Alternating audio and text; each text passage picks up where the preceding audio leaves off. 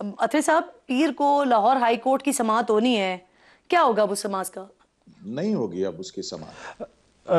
देखें, इसमें तो पहले तो कुछ चीज़ें क्लियर करने की ज़रूरत है। कहीं पे भी इंतखाबात के इल्तवा या इंतखाबात की तारीख या सुप्रीम कोर्ट के फैसले के ख़िलाफ़ कोई पटिशन नहीं हुई। पटिशन क्या थी? पटिशन ये थी कि ये जो इंतखाबी आरोज़ लगाए जा रहे हैं जिन्होंने इंतखाबात करवाने, ये वो शख्सियात हैं जो मसलसल हमारी जमात को मुबैना तौर पर इल्ज़ाम लगाया उन्होंने कि हमारे खिलाफ इंतकामी कार्रवाइयाँ कर रहे हैं। कई दर्जन MPOs के ऑर्डर जारी कर चुके हैं, अदालत छोड़ती है, बाहर MPO के ऑर्डर के तहत दोबारा पकड़ लिया जाता है। शेर अफजल मरवत साहब की मिसाल, हालिया मिसाल हमारे सामने। तो ये कहा गया था, इस्तदा ये की गई थी कि आप अदलिया से जो है आरोज़ लिए जाएं। ये कहीं पे नहीं कहा गया कि जी आप शेड्यूल रोक दें, इंतखाबात की तारीख रोक दें। तो मुझे ये, मेरी समझ से तो ये बिल्कुल बाला है कि ये कैसे कहा जा रहा है कि जी इंतखाबात रोकने की कोई पटिशन थी। हाँ, उसमें इशू हो सकता है कि जनाब अगर वो आएंगे तो उनकी ट्रेनिंग होगी और वो वगैरह जो भी होना था वो आगे जाके चीज़ डिस्कस हो सकती थी। दूसरी बात, ये जो मामला है इस वाला, इसमें अब एक और लेकिन इसी चीज पर, सॉरी टू इंटरप्ट यू, लेकिन इसी चीज पर जजेस साहिबान की जानिब से भी कहा गया कि आपके पास टाइम मौजूद था, आप उस वक्त चले जाते, आप बिल्कुल एंड नोट पर गए हैं और उसके लिए सुप्रीम कोर्ट का फोरम भी मौजूद था, इलेक्शन कमीशन भी जाया जा सकता था, सुप्रीम कोर्ट का अपना फोरम भी मौजूद था, लाहौर हाई कोर्ट ही पर्टिकुलरली गए मामले को लेकर। देखिए, किसी भी हाई कोर्ट में आप जा सकते हैं ना, या तो ये डिक्लेयर कर दिया जाए कि किसी भी हाई कोर्ट के अंदर आप कोई पटिशन लेके नहीं जा सकते। वो पटिशन गई लाहौर हाई कोर्ट के रजिस्ट्रार के सामने, लाहौर हाई कोर्ट ने ये समझा, एक मोजिज जज साहब के सामने गई, उन्होंने उसके ऊपर समाअत की। तो क्या अब एक पटिशन करना जो है वो भी काबिले जो है, मतलब कि वो उसमें भी कहीं तौहीन आ गई और उसके ऊपर भी अब कदगन लग जाएगी, तो ये कोई समझ से बालातर है थोड़ा सा। बाकी हाँ, ये अच्छा खुशाइन चीज़ है, पॉजिटिव चीज़ है कि 8 फरवरी के हवाले से पूरे पाकिस्तान के मामले पर फैसला कर सकता है अतर।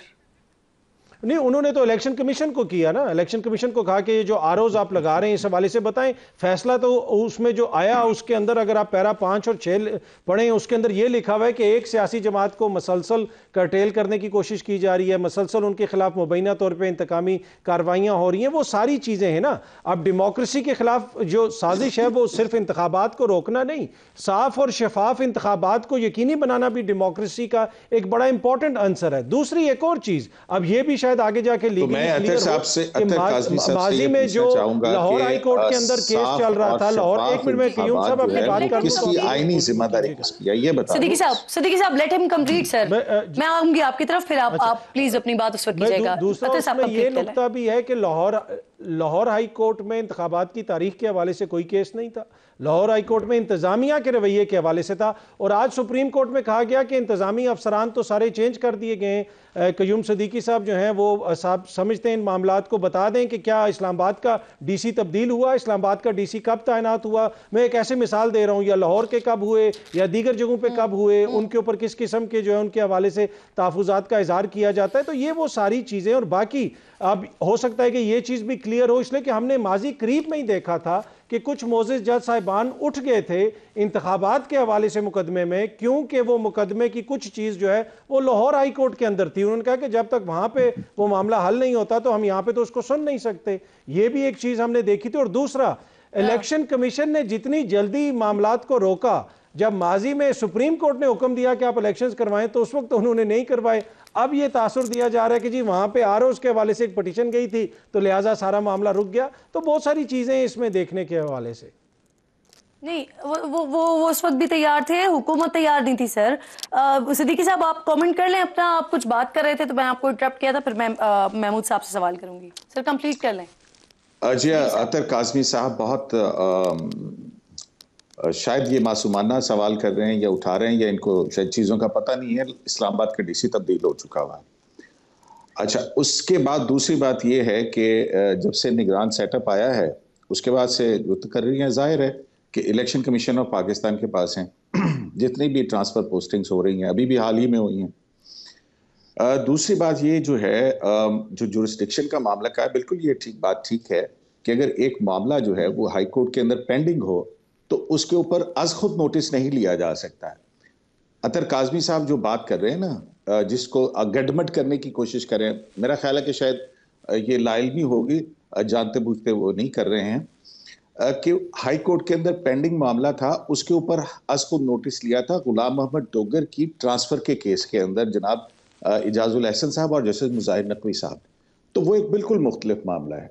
यहाँ पर जो है हाई कोर्ट ने फाइनल रिलीफ ग्रांट कर दिया है, जिसके अंदर उन्होंने आरओज का नोटिफिकेशन, जो कि इलेक्शन कमीशन ऑफ पाकिस्तान के भी आरओज थे, उनको भी जो है उसका नोटिफिकेशन कलअदम कर दिया।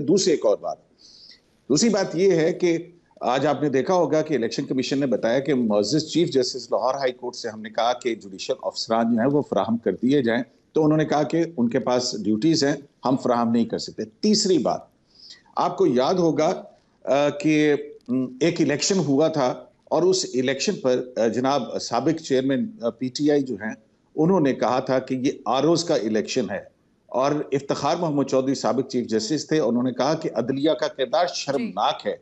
उस पर जो है इनके खिलाफ कंटेम्प्ट की कार्रवाई हुई थी और हामिद खान साहब ने फिर जाके अदालत के अंदर माफी मांगी थी। तो कभी जो है वो, और ये कहीं नहीं लिखा इलेक्शन एक्ट के अंदर। अब जो 2018 के इंतखाबात हैं वो भी इसी ने करवाए थे।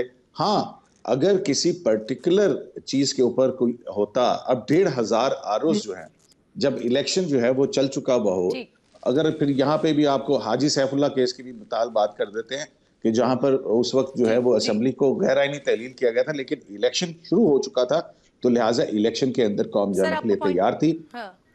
ठीक, आपका पॉइंट आ गया, बिल्कुल आपका पॉइंट आ गया। अच्छा महमूद साहब, ये आरओज और डीआरओज के इलेक्शन नहीं, किरण एक छोटी सी बात सिर्फ मैं कयूम सदीकी साहब से पूछना चाहूंगा कि इस वक्त डीसी इस्लामाबाद कौन है और उनकी कब तैनाती हुई? मेरा ख्याल है कुछ अर्सा पहले ही हुई है उनकी तैनाती, जो है थोड़ा सा हो गया होगा मेरे ख्याल में। मैं क्योंकि क्या इरफान नवाज मेमन साहब नहीं है डीसी? उनकी तैनाती अप्रैल 2022 में हुई थी। उनसे पहले कौन थे? अप्रैल 2022 में हुई थी उनकी, पीडीएम की हुकूमत के दौरान उनकी तैनाती हुई थी। निगरान हुकूमत ने आके तब्दील नहीं किया।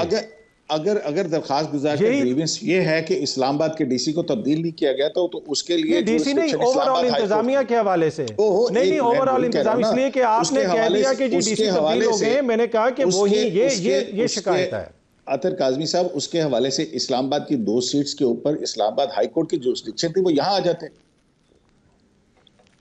नहीं, वो हर जगह पे मुख्तलिफ जगहों पे कह रहे हैं ना कि सैकड़ों एमपीओ जिन लोगों ने जारी किए, एमपीओ के तहत जो लोग बार बार लोगों को गिरफ्तार कर रहे हैं, क्या वो साफ और शफाफ इलेक्शंस करवा सकते हैं? ये नुकता है, किसी एक साफ शफाफ इंतखाबात मामला नहीं है। उसके लिए फिर इस्लामाबाद हाई कोर्ट का फोरम भी था, सुप्रीम कोर्ट भी था, इलेक्शन कमीशन पे भी जाया जा सकता था। ठीक है, हम बहस को थोड़ा सा आगे बढ़ाते हैं ना को। महमूद साहब खामोशी से बैठे हैं। महमूद साहब, ये वाली बात है कि हमारी तमाम पॉलिटिकल पार्टीज जो हैं वो देखें, अभी तो इंतखाबात के अंदर धांधली के इल्जामात, सिद्दीकी साहब प्लीज इजाजत दें मुझे।